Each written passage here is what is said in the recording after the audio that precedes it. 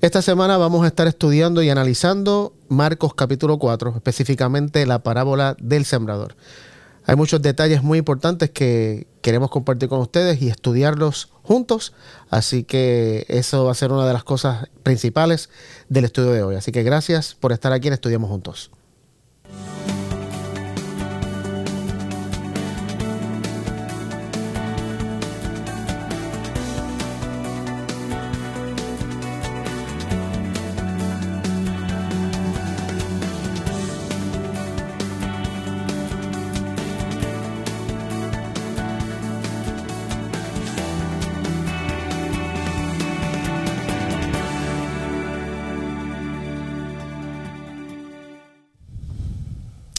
Hola, bienvenidos a Estudiamos Juntos, desde aquí de los estudios de Forest City en Orlando, Florida, como de costumbre, otra semana más, para analizar y estudiar juntos con ustedes la lección de escuela sabática. Estamos aquí hoy en la mesa con Denar, con Joel y con Sammy.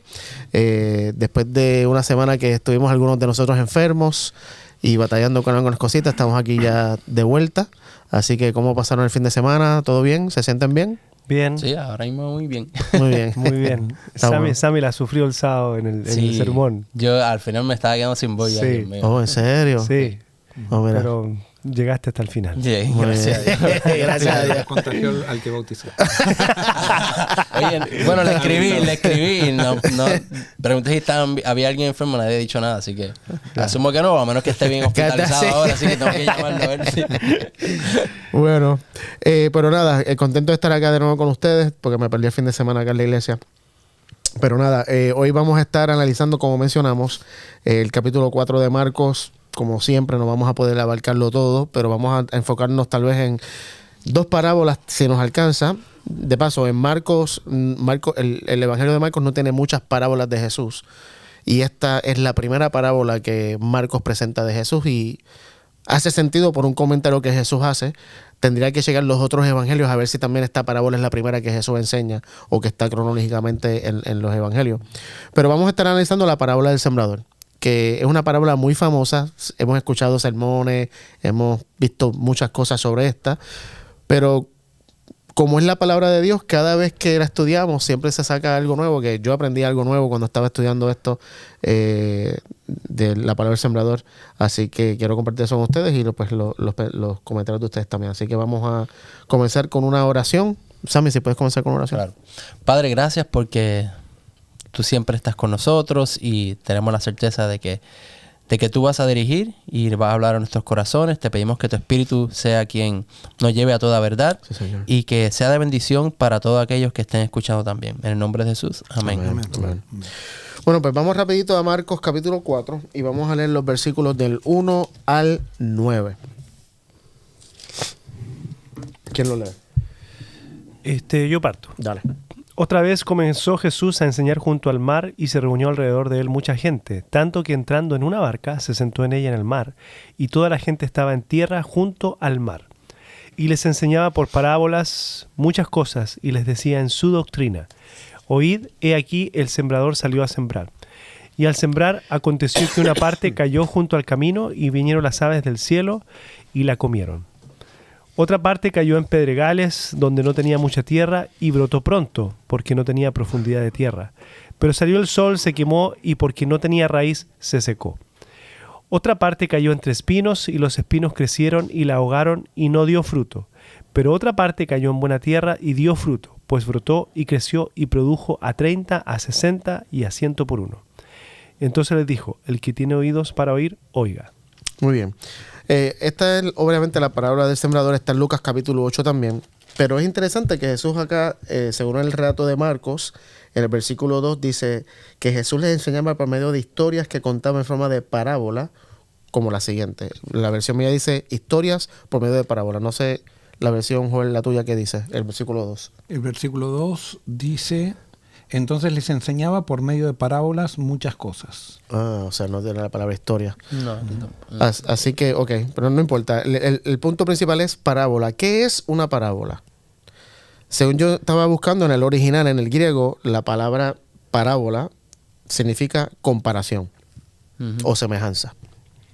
Y es obvio que cuando analizamos las parábolas, de Jesús, Jesús siempre usaba una ilustración para comparar específicamente el reino de los cielos.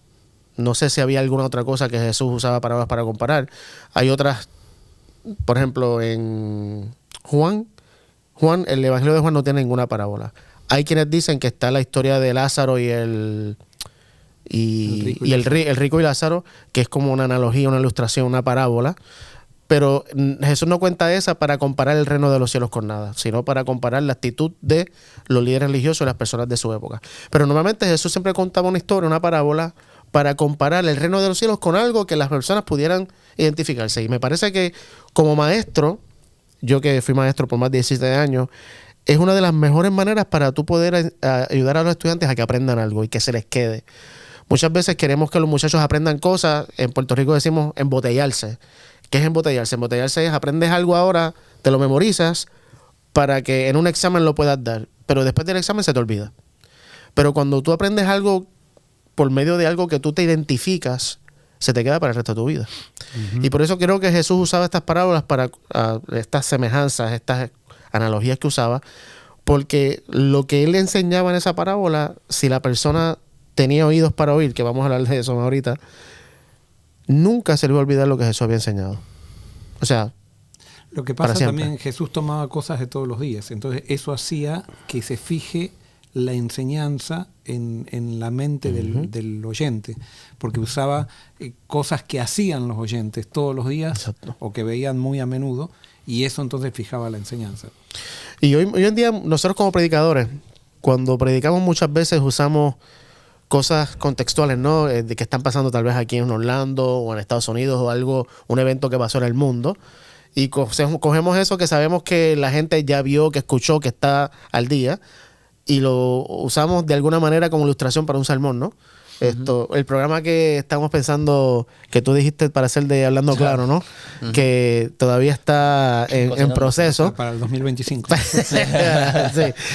Precisamente esa era la idea que tú diste, ¿no? De coger temas así. Cosas que es del común, que sean relevantes para nuestra época. Exacto.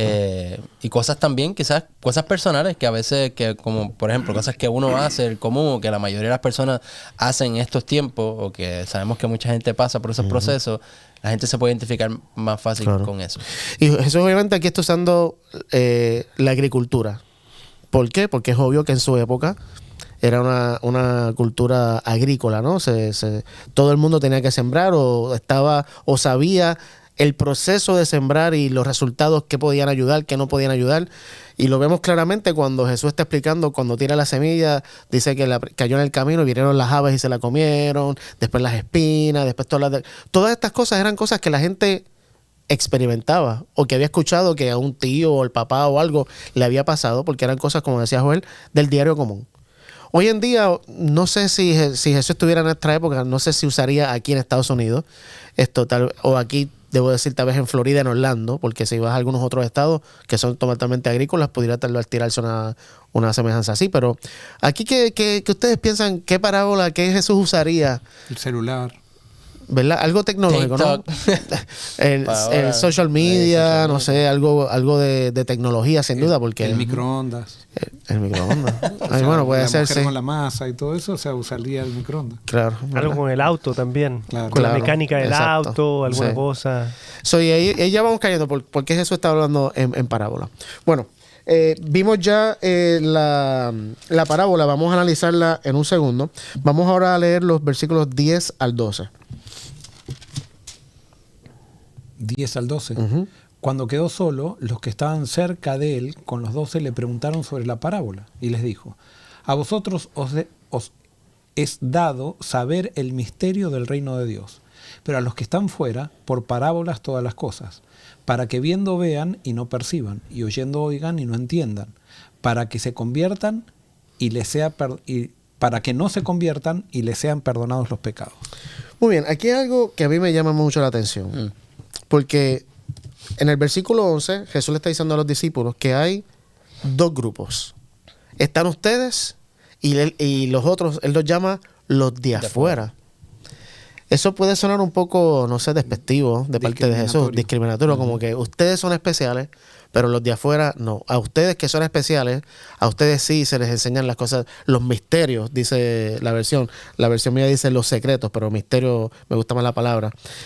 A ustedes van a entender los misterios, pero los de afuera, dice, no, a ellos se les enseña en parábola. Y el versículo 12 dice, para que se cumpla lo que está escrito. Entonces, cuando lees esto, que es un quote, una cita de Isaías, es como que Dios quiere que no entendamos.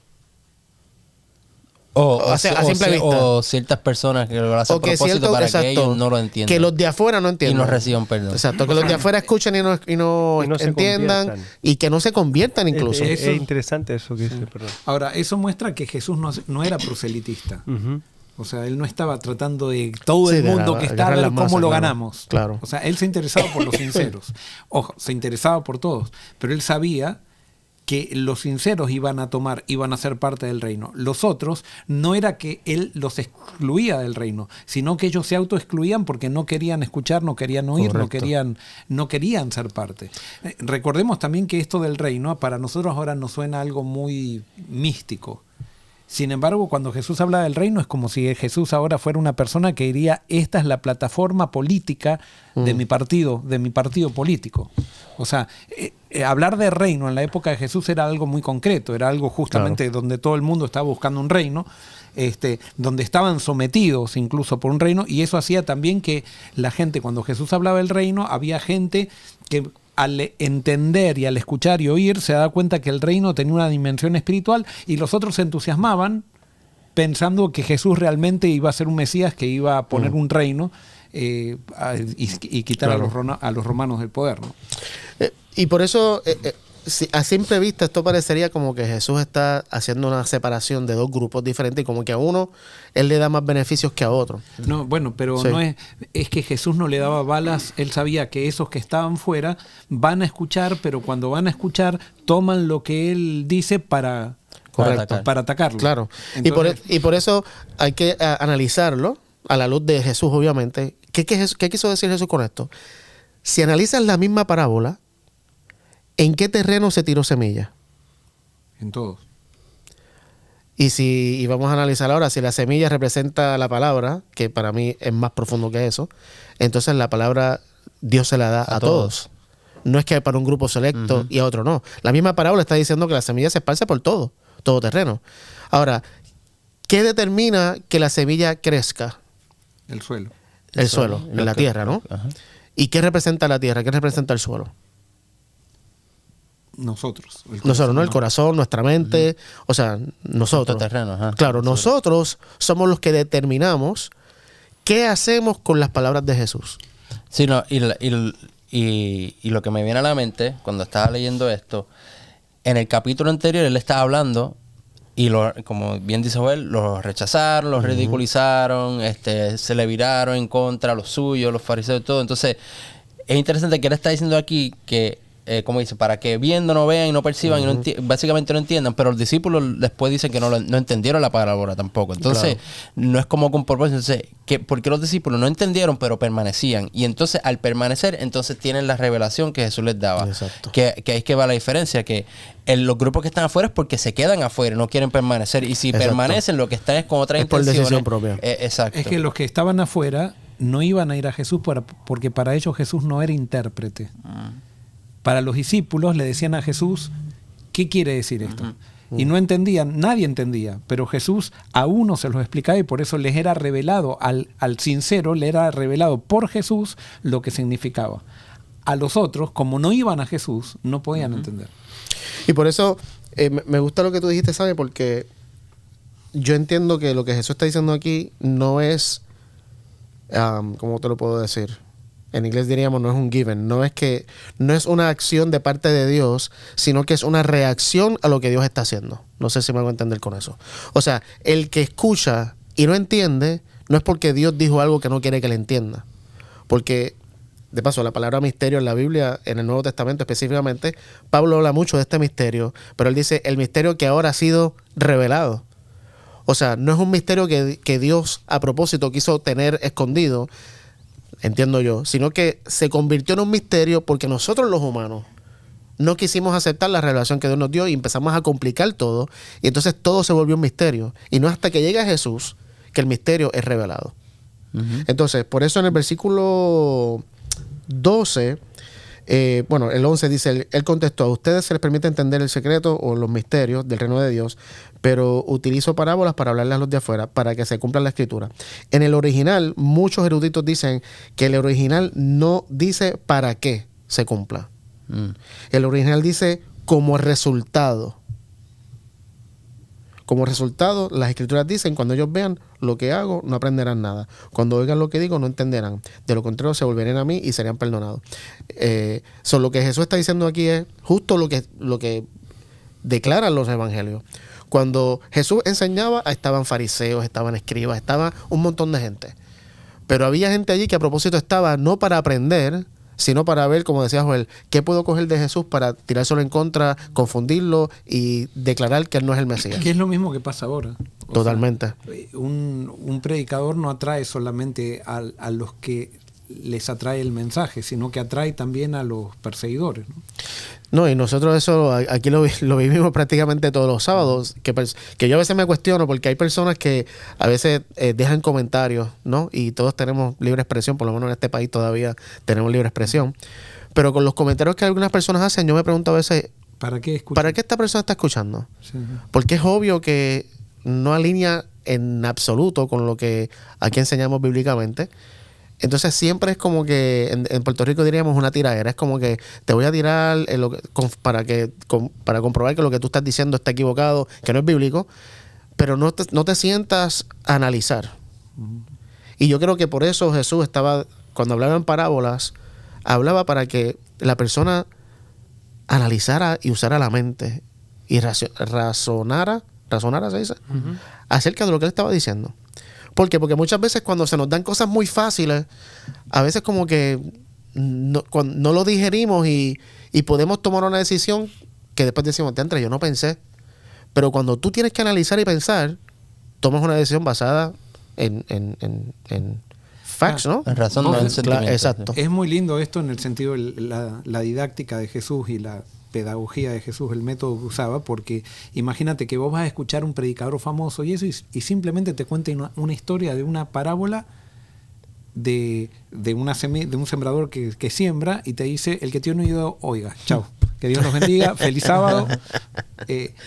Entonces te vas pensando, ¿qué habrá querido decir? O no y soy eso tan intelectual, no estoy a esos niveles. Claro, bueno, o para ver si sí entendí y no entendí para nada. los intelectuales, que generalmente los intelectualoides, no hablemos porque no está mal ser intelectual, pero el intelectualoide es ese que le gusta hacerse ver con el conocimiento y hablar difícil para que nadie lo entienda y los demás lo alaben.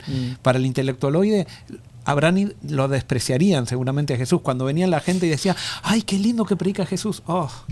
Pero si predica cosas muy sencillas, parábolas, o sea, de sembradores, de semillas, de pajaritos. Lo que está predicando es leche, no es carne. Entonces, esas personas no entendían. Y no citó nada de teólogos alemanes. Claro, no hubo ni una cita así tampoco. De un doctor de la iglesia que sea importante, ni nada por el estilo. Y en este caso ni siquiera de un profeta del Antiguo Testamento. Exacto, nada. O sea, nada. O sea, y toca los sentimientos. O sea, bueno, así Jesús a eso no les predica, que nosotros tampoco le tenemos que predicar a eso, pero eso están en todos lados. Gente que utiliza, eso está en todas las áreas, pero en la religión también existe, gente que utiliza la religión para ser el centro de la escena. O sea, para ser estrellas de la religión. Y entonces son esa gente que critica y que no entiende. Al final no entiende. Son los intelectualoides que definen un montón de cosas raras, pero que no entienden nada tampoco. No entienden la esencia del reino, ¿no? Fíjate, yo pienso que sí Jesús le estaba predicando a ellos también. Simplemente la actitud de ellos impedía el efecto que la palabra de Jesús podía tener en su corazón. Y eso es poderoso porque significa que, o sea, Dios nos puede estar hablando, pero mi actitud puede impedir que el poder del Espíritu, que es todopoderoso, haga algo en mi corazón. Y me cambie el terreno, ya sea pedregoso, de espina y demás, en un terreno fértil. Ahora, vos fíjate que esto es una de las preguntas que se habrán hecho las personas. A ver, no sé, vos vas a entrar, me imagino, a los terrenos. Sí, ¿o no? sí. Entonces me quedo callado. No, pero... O sea, que no se te olvide lo que vas a decir. No, cuando llegue ¿Seguro? el momento. Ok, está bien. Vamos a hacer. Pero Sí, a mí me parece interesante eso de los terrenos. Porque el terreno del corazón, ¿no? Que cada uno de nosotros. Pero hay factores externos. Que tal vez no hay mucho control. Y tal vez por eso Jesús, o sea, lo hace o sea, no sé. Ahora viéndolo así, porque hay varios factores externos. El sol, las aves, las espinas, las piedras. ¿Puede uno evitar eso si uno está ahí en ese, o sea, sí, no sé, y yo ahora quiero destacar algo que dijo Ángelo. Yo creo que Jesús estaba preocupado por todos. Incluso yo, por ejemplo, hablé, y quizás mi orgullo también, hablé como despectivamente de los intelectualoides. Pero Jesús estaba interesado en ellos también. Claro. ¿Por qué? Porque si bien hay diferentes terrenos, ¿quién puede decir que no fue terreno camino alguna vez? Pedregoso, Otra vez tuvo piedras, otra vez. Totalmente. O sea, no es que hay una gente que nace tierra fértil, rica, tierra fértil. No, pasamos en la vida por muchos periodos. Y en este momento agarraban rápido a aquellos que estaban en el periodo de tierra fértil. Los otros no agarraban, pero posiblemente en algún momento, por la influencia, por la palabra de Jesús, por la influencia de Jesús, como más adelante vemos en Hechos, que dice que muchos sacerdotes se bautizaban, ¿no? Bueno, antes de entrar a los terrenos, un detalle más que está en el versículo... ¿dónde está? 12, 13. Versículo 11 dice: ustedes se les permite entender el secreto del reino de Dios, pero utilizo parábolas para hablarlos de afuera. No, es el... ¿será antes? No, donde dice... no, en el versículo 13. 13 y 14. Donde dice: luego Jesús les dijo, si no pueden entender el significado de esta parábola, ¿cómo entenderán las demás parábolas? El agricultor siembra semilla al llevar la palabra de Dios a otros. Antes de eso, el misterio. ¿Qué es este misterio? Del versículo 11, ahí me acordé. El misterio del versículo 11, donde dice: a ustedes se les permite entender el misterio del reino de Dios. ¿Qué es ese misterio? ¿Ese no es Cristo? La revelación. Para mí sí. Vamos a Pablo Colosenses. habla de eso, el misterio. Pablo habla mucho del misterio. Colosenses 1, ¿quién lo puede leer? 1, 24 al 27. Sammy lo está buscando. Colosenses 1. 1, 24 al 27. Dice... ahora me gozo en lo que padezco por ustedes y completo en mi propia carne lo que falta de las tribulaciones de Cristo a favor de su cuerpo, que es la iglesia. De ella llegué a ser ministro según el oficio divino que Dios me dio a favor de ustedes para dar pleno cumplimiento a la palabra de Dios. El misterio de Dios que había estado oculto desde los siglos y las generaciones, pero que ahora ha sido revelado a sus santos. A estos Dios ha querido dar a conocer cuáles son las riquezas de la gloria de este misterio entre las naciones, el cual es Cristo en ustedes, la esperanza de gloria. El misterio revelado es que Dios siempre ha estado con nosotros. Absolutamente siempre. Aun cuando éramos pecadores. Dios siempre ha estado con nosotros. Nunca nos ha dejado. Y ahora en Jesús, a través del Espíritu, está en nosotros. Ese es el misterio revelado. Y para mí, vuelvo de nuevo ahora al versículo 13 así. ¿Por qué Jesús le dice a los discípulos: ustedes no entienden esta parábola? Si no entienden esta, ¿cómo van a entender las demás parábolas? En otras palabras, esta parábola del sembrador es clave para poder entender todas las demás parábolas que Jesús está enseñando. La pregunta que yo me hago es: ¿qué tiene esta parábola especial? ¿Qué es lo que está enseñando esta parábola? Y obviamente podemos estar el resto del programa analizando esto. Hay quienes dicen que esta parábola está hablando sobre quién es Dios y sobre discipulado. ¿Por qué discipulado? Porque el punto principal de la semilla es que la semilla tiene que ¿qué? Tiene que germinar y tiene que crecer. Y ese proceso de crecimiento hay quienes lo interpretan como el proceso de discipulado, donde vamos creciendo y madurando hasta... Yo creo que, o sea, quizás estoy equivocado, pero cuestiono eso en el sentido de decir que es el crecimiento el proceso de discipulado. Yo creo que el proceso de discipulado es el sembrar. Okay. El crecimiento es el resultado del discipulado. Pero vos fíjate que el discipulador no tiene absolutamente nada que ver con el crecimiento después. O sea, es cierto. Bueno, sí, es verdad. o sea, el discipulador lo que tiene es que sembrar la semilla. Entonces hay dos cosas. Primero, hay que sembrarla aparentemente, de acuerdo a la parábola, en todos lados. Ahora es interesante, estuve en Israel en el verano pasado y nos llevaron a un lugar y donde nos mostraban cómo habrá sido la parábola del sembrador. Y generalmente nosotros cuando decimos un campo, salió el sembrador a sembrar un campo, pensamos en un campo así como los que hay acá, una llanura. Y resulta que ahí nos mostraron que lo más probable era que el sembrador iba en la montaña sembrando, y entonces iba por caminos que era, es más, estaba el camino, digamos, como hubiera sido, y entonces pasábamos por el camino, entonces, como está todo en mesetas, él sembraba, pero caía una en el camino, otra caía en el cantero de más abajo, en diferentes lugares, ¿no? Entonces no es probablemente sembraba en colinas, en la montaña, no es como en un campo. Claro, sí. Entonces, para mí el discipulado es sembrar la semilla a todos. Después el crecimiento lo da Dios. El sembrador no hace nada con el crecimiento. Pues fíjate, yo estoy un poquitito en desacuerdo porque pienso que no solamente, digo, y puede ser que estemos de acuerdo y lo más seguro es cuestión de semántica, pero yo pienso que debe haber una intencionalidad, no solamente, por ejemplo, la gente que va y hace el discípulo y te doy un estudio bíblico y se acabó y me fui. Te sembré el mensaje o lo que sea, simplemente predico de quién es Cristo Jesús y me voy. Yo pienso que debe haber también una parte activa. Pablo siempre iba a la iglesia, volvía, hablaba con Tito, le enseñaba.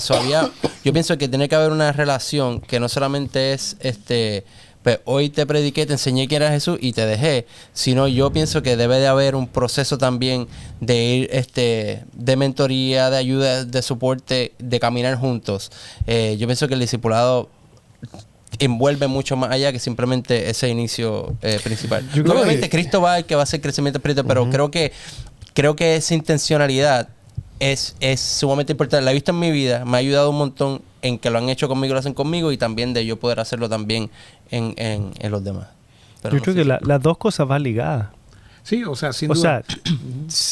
No puedo tener crecimiento si no siembro la palabra tampoco. El campo era el del sembrador y por supuesto el campo no era para el sembrador decir, me voy a otro campo.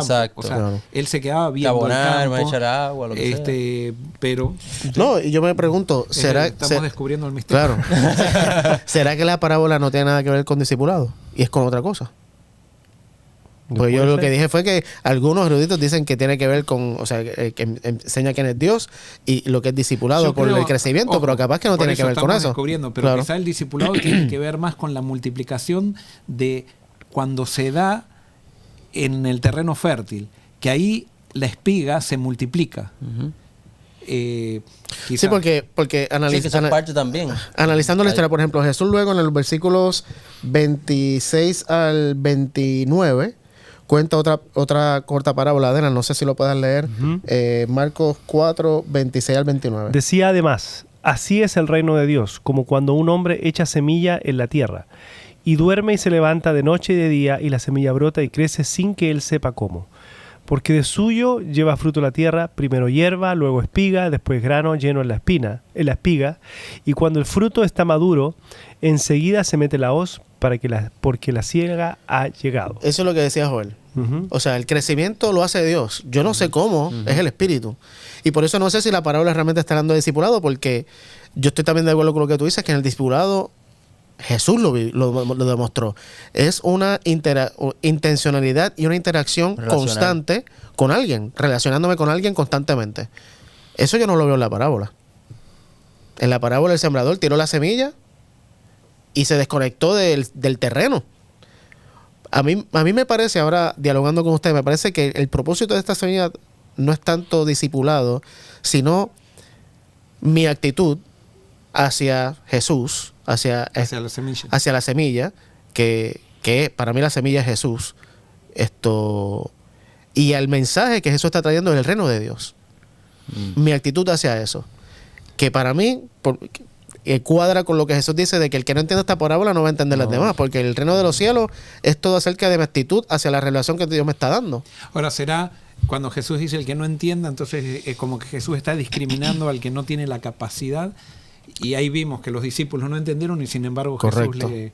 Porque permanecían. claro, que yo creo que me alineo en lo que estás diciendo, porque es como, imagino que le ha pasado, que a veces uno no comprende algo y entonces que uno... O sea, a mí, digo, quizás no sé, quizás no tengo la intelectualidad de ustedes, pero a veces yo leo cosas y no las entiendo. Entonces tengo que estar, a veces paso días esperando, señores, explícame. Bueno, pero ahí que... te voy a corregir un poco. O sea, vos no te estás comparando como que si eso no sería... Entender las cosas de Jesús se necesita capacidad intelectual y no se necesita capacidad intelectual. No, lo que quiero decir es que lo que quiero decir es que uno permanece con él versus decir, ok, no me importa, que es la actitud que le estaba diciendo, que por eso es que lo que los separa a los discípulos no entendían, aquellos no lo entendían porque por su orgullo, esto no lo entendían quizás porque quizás no comprendían exactamente, pero y los discípulos le preguntan. Exacto, claro, y se les revela porque están con él, y al tú estar con Jesús, eso es lo que yo creo que es lo que necesitamos, es poder pasar tiempo con Jesús, y mientras tú estás con Jesús, él va a crecer en ti. Claro. Ahora, yo lo puedo definir, esto va a sonar mal, me da vergüenza de mí mismo, pero yo creo que pasé por las dos etapas. La etapa donde creía que lo entendía todo, Claro. y la etapa cuando descubrí a Jesús, que se me abrieron un montón de misterios que ahora de a poco los estoy descubriendo, y con mucha petición. O sea, yo creo que cuando estudias espiritualmente la Biblia no hay nadie que entienda todo. Claro. O sea, es ir a Jesús a pedirle continuamente. Va a haber un nuevo horizonte que Él te va a abrir y cada vez sabes más, pero cada vez sabes menos con respecto al todo. Claro. O sea, en la medida que Dios te da más conocimiento, te das cuenta que sabes menos con respecto al todo. Y en cambio, cuando estaba en mi etapa doctrinal e institucionalista, si podríamos decir así, que tenía esa mentalidad, yo pensaba que las sabía todas y más. O sea, quería debatir y quería convencer a los demás y si no los convencía, yo sentía que las personas estaban mal. O sea, y que yo estaba bien. Tener un corazón endurecido. Exacto. Sí. Y ahora me terrible. doy cuenta que justamente, no digo que Dios me está arando, pero cuando hay terreno fértil es la actitud de que no entendemos, muchas cosas no vamos a entender, y eso es lo que es la palabra de Dios leída con el Espíritu. Muchísimas cosas no entendemos. Y eso te hace permanecer, la diferencia, eso te hace permanecer, los discípulos permanecían ahí, versus el que no importa, se autoproclama intelectual, pues no necesita realmente buscar la presencia de Dios. Y por eso para mí la actitud es clave aquí. Por eso cuando vemos la vida de Jesús, no solo cuando contaba parábolas, pero cuando Jesús hacía milagros o cuando Jesús predicaba algo, la actitud de las personas se reflejaba en solo dos opciones. O creían y aceptaban el mensaje de Jesús, o dudaban y peleaban contra el mensaje de Jesús. O sea, para mí el ejemplo más grande es que Jesús, después de Lázaro 4 días muerto, lo resucita. ¿Y cuál es la reacción de los líderes religiosos? ¿Cómo podemos matar a Jesús? Hay que matar a este tipo. O sea, eso te está hablando de un corazón que no le interesa nada. Está tan endurecido por nosotros mismos o por, no sé, experiencias tal vez de la vida que también nos endurecen, que no pueden ver. O sea, y por eso Jesús dice, ellos ven, pero no entienden. Porque yo resucité a un tipo de 4 días de muerto y lo que están pensando es matarme a mí. O sea, esto es horrible. Y por eso... Perdón, cuando Jesús da la explicación, yo sé que va a llegar ahí, pero que dice quién es el que quita la palabra ahí, fue Satanás que quita la palabra. Sí. Pero si la quita, ¿qué pone? Porque tiene que poner algo, no puede dejar vacío. Y ahí está yo creo la situación que pasa. O sea, si deja el espacio para que Satanás te quite la palabra que dejó Dios, Él te pone otra cosa. Que eso es otra pregunta, adelantándonos, ¿verdad? Llegando al primer terreno, que Satanás nos puede quitar la palabra. O sea, la puede quitar. ¿Qué autoridad tiene Satanás para quitarla? ¿O esto se debe interpretar como que yo le permito a Satanás quitar la palabra por mis acciones o mis actitudes? El terreno, si vamos al camino ya, el camino, o sea, está endurecido por todo el tránsito que hay, ¿no? ¿Verdad? O sea, es el terreno más duro. Es el terreno incluso donde la semilla no hace absolutamente ningún efecto. Nada. Ahora, si lo pasamos eso a la realidad, y esto yo tendría que hablar en parábolas. Para que nosotros los simples podamos entender. No. Es para... Hay que preguntar. Sí, yo sé, Explícanos la No, palabra. tendría que hablar en parábolas. Pues ya se van a... Sí, ya. voy a hacer una Sí, pregunta. En la realidad de Jesús, ¿cuál fue el sector de la sociedad que más lo rechazó y que no dejó que su semilla entre en el corazón? ¿Cuál Los fue? líderes Los religiosos. Los religiosos. Entonces, fíjense, ¿qué es lo que tiene el institucionalismo religioso que endurece tanto? Porque nosotros pensamos que son los ateos, que enseguida, o sea, decimos, desde chiquito, por ejemplo, cuando me enseñaban a mí en la escuela sabática, eso, la tierra dura, los ateos, los paganos, y si nosotros vemos la realidad de Jesús, no estaba hablando ni de los ateos, en la realidad de Jesús fueron los del institucionalismo religioso, que fueron los que tenían el corazón más duro. ¿Qué es lo que hace el institucionalismo para endurecernos tanto el corazón? Orgullo. Y yo sé que por eso tendría que hablar en parábolas, porque va a haber muchos que van a decir, Joel está hablando en contra de la iglesia. Yo no estoy hablando en contra de la iglesia, para nada. O sea, estoy justamente, el institucionalismo religioso es lo que mata a la iglesia. Porque el institucionalismo no es la iglesia. Y creo en las instituciones, porque las instituciones son, los medios que creó la iglesia para ser más efectivos en la misión. Pero cuando llegan a ser un fin en sí mismo, parece que es lo que más nos endurece el corazón. No hay otra cosa que nos endurezca más el corazón. Ni las riquezas, ni los problemas de la vida. Lo que más endurece el corazón de una persona es el institucionalismo religioso. Wow. Y fui muy categórico ahí, ¿no? No, pero tendría que decirlo en parábolas todo esto. Pero fíjate que más adelante Jesús, está claro. que es interesante, Jesús enseñó una parábola que fue la del tipo que llega a la boda sin traje Sí. y después le ponen el traje, y no me acuerdo en qué evangelio está, pero el que lo escribe dice que los líderes entendieron que Jesús está hablando de ellos. O sea, que aún entendieron, pero en vez de humillarse, se resisten. Sí, todavía. sí. O sea, aun cuando entienden, se resisten. Y él, ese es el camino. Lastimosamente, la Biblia habla que, en el Apocalipsis, que el mayor engaño que Satanás utiliza en este mundo es el institucionalismo religioso. No dice son los ateos, se le llama bestia en el Apocalipsis. Entonces tenemos que realmente darnos cuenta de eso, porque termina siendo lo que más endurece el corazón de una persona. Wow. Porque genera orgullo. ¿Por qué? Porque nos hace pensar de que no necesitamos nada, nos hace pensar de que cuando nos dan la semilla, que como no necesitamos nada, o sea, dejamos que Satanás saque, porque es para nosotros también la semilla. A pesar de que seamos institucionales, Dios nos ama y Él nos da la semilla. Pero no entra de tal manera que viene Satanás y muy fácil la saca. Bueno, ahí nos adelantamos un poquito, pero está bien. Vamos a entrar a los terrenos. Eso es lo que te ibas a decir. Es lo que me había llamado. Sí, no, la está atención. bien. Es buenísimo.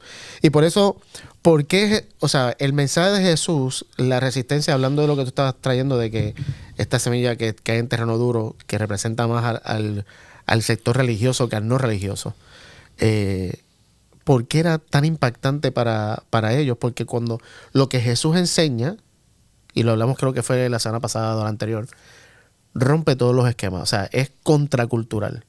Y cuando nosotros nos hemos adherido tanto y hemos hecho de nuestra tradición, nuestros rituales, de nuestra religión, el Dios, brother, no hay nada. O sea, Cuando y nuestra nos peleamos con Dios mismo. Cuando nuestra religión es Dios, termina siendo un producto de la cultura. Totalmente. O sea, no es nada más que un producto de la cultura. A pesar de que tengamos dogmas y que estemos metidos en una iglesia todo el día y todo eso, termina siendo un producto de la cultura. Y un ídolo. Un ídolo. O sí, sea, es un por eso. ídolo. No, y para mí, yo lo estaba escuchando y sí comprendo las instituciones religiosas y todo eso que endurece más que cualquier cosa, pero yo creo que el orgullo es la raíz de todo. Entonces, tú puedes tener una persona que es atea, pero ese institucionalista con eso es como todo, es como los políticos. Correcto. Por ejemplo, hay alguien que es demócrata, el otro es republicano, y olvídate que se caen. No andan el problema brazo no es la torcer. institución. Exacto. El problema es la actitud, Exacto. que nosotros tenemos Claro. con respecto. ¿Por qué? Como las instituciones fueron creadas por la iglesia, terminan siendo que están muy bien eso, pero terminan siendo algo hecho por el ser humano. Claro. Y entonces por eso nos gusta adorar a las instituciones. Dios quiere que creemos instituciones. O sea, es como, perdonen que ahora utiliza, es como si Noé, después de haber bajado del arca, comience a adorar al arca. Exacto. Por decir, qué bien este barco que construí. O sea, y Dios le mandó a construir el barco. Dios nos manda a construir instituciones para que seamos nosotros más eficientes en la misión. Pero nosotros no debemos adorar al arca. Claro. Debemos adorar al Dios que nos mandó. Y el arca, una vez que pasó el diluvio, hay que destruirla. Ahora hay que dedicarse a otra cosa. Y pregunta, ¿no entienden ustedes que ese era el mensaje de Jesús? Que no había que adorar la institución del judaísmo. Y al final prefirieron la institución al mismo Jesús, al mismo Hijo de Dios. O sea, tremendo. Exactamente. Bueno, aquí dice que el sembrador, en el versículo 14, el agricultor siembra la semilla al llevar la palabra de Dios a otros. Al principio dije que para mí no es solamente vista. Nosotros decimos que la Biblia es la palabra de Dios. Pero descubrí algo que tal vez ustedes sabían y esto es nuevo para mí. En la palabra aquí, para palabra, es la palabra logos.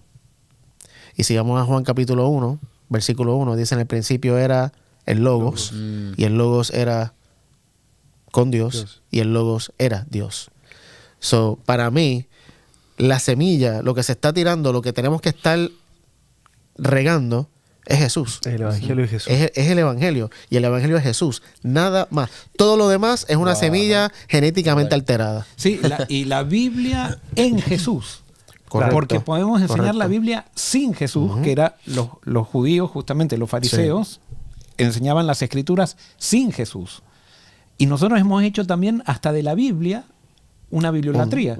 O sea, hacer un fin en sí mismo de la Biblia. Es increíble. La Biblia no es la palabra de Dios, es Jesús la palabra de Dios que es manifestado en la Biblia. Pero la Biblia no es la palabra de Dios, pero lo tenemos, y yo sé que alguien que puede estar escuchando está enojado ya. Totalmente. Porque ya lo pensé. Dije una frase que contradice lo que nos han enseñado por tanto tiempo dentro del cristianismo, pero tenemos la capacidad, nosotros como seres humanos, la tendencia y el mal genético de poner lo que Dios nos da por encima de Dios. Sí.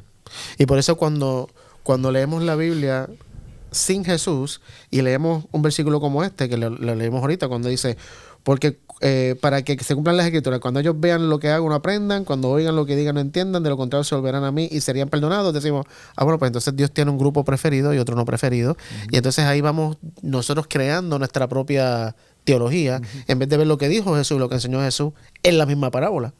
Y por eso Jesús es la semilla que se riega. Entonces, versículo 15, las semillas que cayeron en el camino representan a los que oyen el mensaje, pero enseguida viene Satanás y lo quita. Y eso fue lo que Daniel trajo ahorita, que a mí me llamó mucho la atención. ¿Cómo es posible que Satanás quite a Jesús de mi vida? O sea, no sé, yo pienso que no puede ser algo de que él lo haga así, punto, sino que con mi libertad yo tengo que darle a él algún tipo de permiso de acceso para que él quite a Jesús de mi corazón. Porque no creo que él tenga autoridad en sí mismo para hacer eso, si no, se lo quitaría a todo el mundo. A menos que sea, bueno, el terreno este pedregoso, el endurecido, ¿Cómo? El endurecido, el corazón endurecido. Sí, o sea, pienso en el faraón, por ejemplo. El orgullo ya no, eso es parte de, ahí está el terreno de Satanás. El orgullo no viene de Dios. Así que si la palabra sembra ahí no está en el terreno de Dios. O sea, automáticamente o sea, ¿será que hay solamente dos terrenos? El de Dios. Lo que pasa es que uno decide a quién escuchar. Y entonces, vos no si vos decidís escuchar a Satanás, no vas a escuchar a Jesús. Por más que Jesús te esté gritando a la oreja, o sea, vas a escuchar a Satanás. Entonces es como la Odisea, está Jesús golpeando la puerta y algunos oirán y otros no oirán. Entonces el que no oye a Jesús escucha a Satanás. No puedo estar en un mundo neutro, o escucho a Jesús o escucho a Satanás. Y yo creo que lo que yo tiene que ver con eso, porque estaba pensando en el faraón, que dice la Biblia que endureció su corazón, aunque estaba viendo unos eventos sobrenaturales. En un momentito reconocía, pero se endurecía. Y rápido. O sea, para rechazar el Espíritu Santo tenés que hacer guerra, tenés que ponerte agresivo. Y por eso, toda persona que se muestra agresiva en la religión es porque el Espíritu Santo está trabajando en él o en ella la semilla le ha llegado y reacciona en contra virulmente porque lo está convenciendo. Claro. Entonces, para no ser convencido, tiene que ponerse agresivo y hacer guerra. Por eso, como dijo ahorita, solamente ante el mensaje de Jesús hay dos reacciones. O la crees y la aceptas, o la dudas y la peleas. No hay otra reacción. Muy bien, vamos entonces al segundo terreno, en el versículo 16 y 17. ¿Quién lo lee?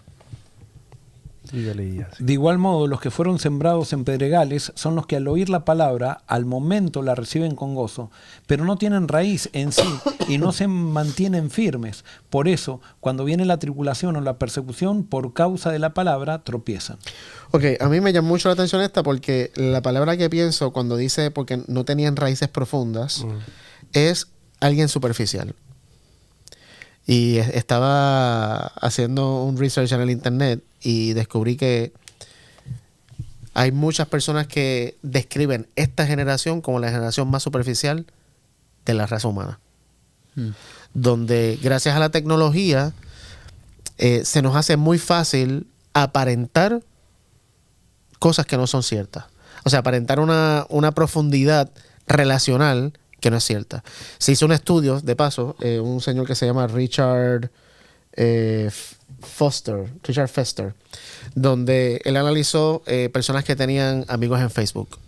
Y después de hacer varios estudios, determinó que las personas en average tienen de 500 a 5,000 amigos en Facebook. Pero de todas esas amistades, no hay ni un 2% que son profundas. La mayoría de esas amistades en Facebook son totalmente superficiales. ¿Cuándo nos acordamos de un amigo de Facebook? Cuando te llega una notificación. Cuando me llega una notificación que es el cumpleaños. Diantre, mira, fue el cumpleaños hoy. O cuando me aparece algo, pero no soy intencional en buscar a esa persona, esos 5,000 amigos, todo el tiempo. Salvo que tengas algo que te permita hacer un mensaje para los 5,000 al mismo tiempo. Al mismo tiempo. Que muchas veces pasa también. Claro. Y la gente que recibe piensa que está... Sí. Diantre, me mandó un mensaje a mí, qué lindo. Y es a los followers. Exactamente. A los seguidores. Entonces, ¿qué pasa? Cuando se tira la raíz y nuestro terreno, nuestro corazón no permite que eso se profundice, dice aquí que cuando llega los problemas o persecución, por creer la palabra de Dios, mi versión dice caen. ¿Qué era que decía tu versión al final del 17? Decía por causa de la palabra. ¿Pero qué les pasa por causa de la palabra? Tropiezan. Aquí dice tropiezan, caen. Entonces, esto fue lo que deduje. No sé, ustedes, por favor, si tienen otra interpretación, les surge algo, por favor, compártanlo. Pero pensé en superficialidad. ¿Cómo es que yo creo la palabra, la recibo, pero en el momento que tengo un problema con mi esposo, está la relación tan superficial que decido buscarme otro esposo, otra esposa. Tengo un problema en el trabajo, me busco otro trabajo. No me gusta esta iglesia, me busco otra iglesia. No me gusta este ministerio, me voy a hacer otro ministerio. Entonces, cuando nos enfrentamos con los problemas, que los problemas son los que nos ayudan a fortalecer y a madurar. Si huimos rápidamente frente al primer problema, no crecemos. O sea, no va a madurar la semilla. Esa fue la lección que yo saqué de esto. No sé si ustedes tienen otro que quieran añadir. Una de las cosas que quiero añadir es que, por ejemplo, las raíces es a través de las raíces que se alimenta la planta. Entonces, esto es lo que a mí me da a entender. Es gente que recibió la semilla empezó a crecer, ellos se dieron cuenta, la valoraron incluso, pero no siguieron profundizando en buscar momentos intencionales para alimentarse. O sea, todo lo que es alimentarse lo hicieron superficialmente. Entonces crecieron, están activos y todo eso. Entonces hay algo que tiene también la vida cristiana, que la vida cristiana, como es contracultural, cuando vos empezás a seguir los consejos de la vida cristiana, te empiezan a perseguir los que están alrededor. Y muchas veces la religión se ha transformado, especialmente la religión institucional, en una religión de políticos. O sea, yo hago las cosas hasta que me conviene. Cuando ya no me conviene, no soy más fiel. O sea, no soy fiel hasta la muerte. Soy fiel hasta que hasta que hay problemas. Entonces, no hay fe, nutrición en Jesús para ser fuerte ante los problemas que genera el mismo seguimiento de la palabra, ¿no? Exacto, porque eso es lo que me llama la atención. Dice, cuando viene la tribulación o la persecución, por causa de la palabra. Enseguida. ¿Cuántas veces, por ejemplo, hay gente que la tiene muy clara en una junta, pero no dice nada en la junta por miedo. Primero dice, no, porque si digo esto. Entonces primero hacen una estadística, a ver cómo piensan para dar una opinión. Y no se animan a decir algo que está incorrecto por causa de que una mayoría quizás no piensa así. Y en vez de quedar mal, saben que tendrían que hablar, pero en vez de quedar, se van por lo que decimos prudencia. No es prudencia eso, es cobardía. Ahora, una pregunta. Tal vez adelantando, porque son las 1:49, vamos a terminar con los otros dos, pero quiero hacer esta pregunta ahora, porque me vino a la mente cuando ustedes estaban hablando. Si yo soy ese terreno, o cualquiera de los 3 terrenos, pero ahora que estamos hablando de este, y cuando llega el problema, me voy, ¿estoy perdido? No. O sea, si mi terreno está en uno de estos 3 representados, ¿será que mi condición estoy perdido o qué pasa? No, mira a Pablo. La vida de Pablo, él comenzó con terreno... Okay. Y miremos nuestra vida. Exacto, Claro. exacto. Y No, a mí hice la pregunta porque me vino Marcos, justo el que escribió, Sí. que lo que estuvimos estudiando al principio, y también el libro de hecho lo estudiamos un poco en Diálogo Abierto, donde Marco, frente al primer... O sea, se entusiasma. Claro, se entusiasma, es muy gozoso, está ayudando a los apóstoles, pero de momento pasa algo que dice, esto no es para mí, y se quita. Ujú. Me recordó mucho este terreno. Qué brutal. Pero ¿qué pasó con Marcos? O sea, el Espíritu siempre, como Jesús cuenta en la parábola más adelante que ya leímos, el Espíritu nunca deja de trabajar en nuestro corazón. Y me gusta eso porque no depende de humanos, y por eso no creo que la parábola realmente tenga que ver con discipulado, ahora analizándola más profundamente. Porque aquí no hay ningún agente humano que sea el encargado de hacer que la semilla crezca. Es directamente entre Dios y yo. Ujú. Y Dios está siempre trabajando ahí, siempre trabajando y constantemente tirando la semilla, constantemente. Y por eso Marco me parece que representa de que aunque entre los problemas y las persecuciones por la palabra, que él lo experimentó, se quitó, después en el proceso de discipulado que le hace Bernabé, ¿verdad? Bernabé, sí. De hecho, se convierte en un líder. Termina siendo suelo fértil. Totalmente.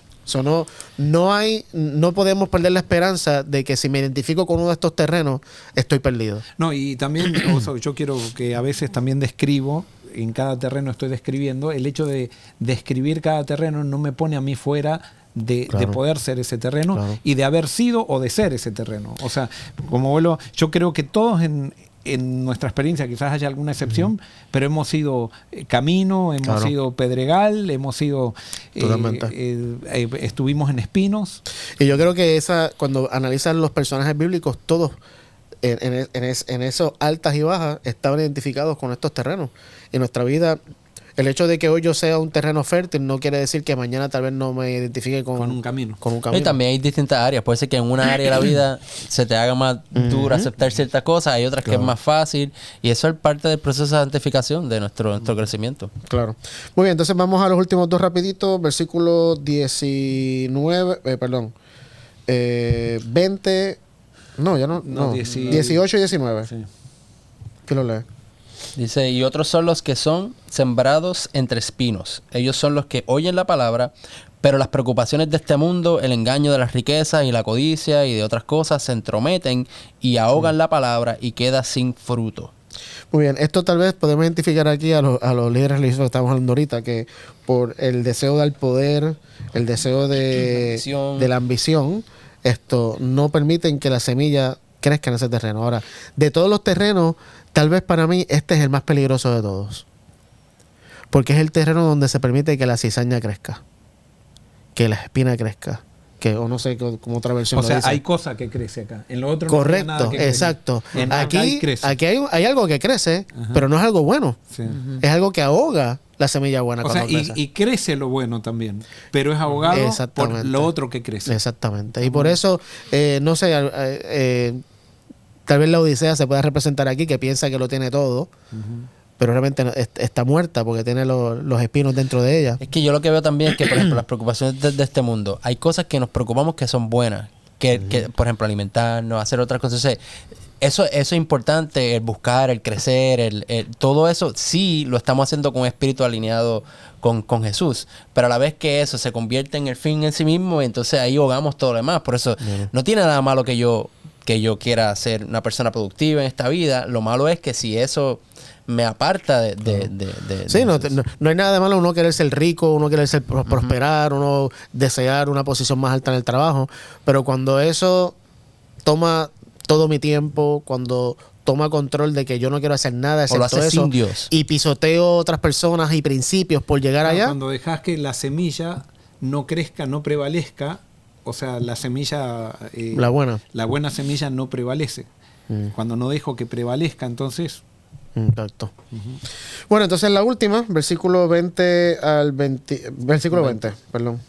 Y estos son los que fueron sembrados en buena tierra, los que oyen la palabra y la reciben y dan fruto a 30, a 60 y a 100 por uno.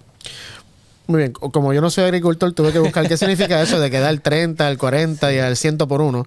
Y entonces descubrí que en la época de Jesús, normalmente, una semilla podía producir de 20 a 30 granos por cabeza o por tallo. Una espiga. Exacto, una espiga. Tú sembrabas una semilla y te daba el trigo y te daba como 40 espigas, de 30 a 40 espigas, o tallos, o cabezas, si entendí bien lo que estaba leyendo. Hoy por hoy, un grano puede producir 8 cabezas con más de 40 granos por cabeza. Yo no sé si hace sentido el cálculo matemático. Lo que Jesús está diciendo aquí es que una semilla en un terreno fértil puede producir 100%. O sea, puede producir 100 cabezas que produzcan 100 granos cada cabeza. ¿Qué está queriendo decir Jesús con esto? Que el crecimiento, al final del día, es sobrenatural. Ahora, la pregunta es, ¿y qué determina el terreno? Bueno, para mí mi actitud. O sea, el terreno fértil era porque no tenía las espinas, no tenía las piedras. No, yo creo que no. ¿No? Bueno, capaz que sí. ¿O era porque estaba preparado? Porque ahí puede ser que esté el discipulado. Puede ser. Porque hay que arar. Sí, remover las espigas, quitar las piedras. Y ablandar yo la puedo tierra. arar un camino incluso. Es más duro, pero se puede Claro. arar un camino, se puede arar un terreno con piedra, se puede arar un terreno con espinas, se puede incluso... Ahí creo que está el discipulado. El discipulado para mí no es solamente sembrar la semilla, sino no sé. estoy pensando en voz alta. Pero es de evitar que el terreno tenga aquello que no lo permite hacer fértil.